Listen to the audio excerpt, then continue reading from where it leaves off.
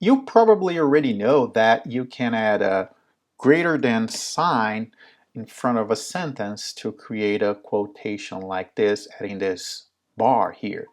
But you can also do something like this, and there is also the option to include an arrow like this and clicking here to show the remaining part of that block. It's pretty easy to do. So let's go to this one here, quote, add it.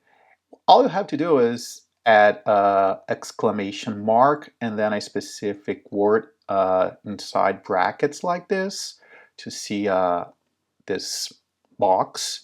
And if you want the arrow, all you have to do is do the same thing, a specific word and the minus sign here. So if we go to this page, which you'll find the link in the description below, you can see that there are many options, abstract, info, and some of them even have other words that you can use. So all these ones here, they all have here examples. All you have to do is copy this word to create the box.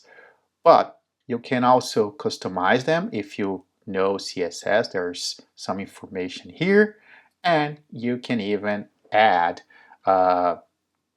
one inside the other one like this. All you have to do is add more greater than signs. For more quick tips like this, check this other videos.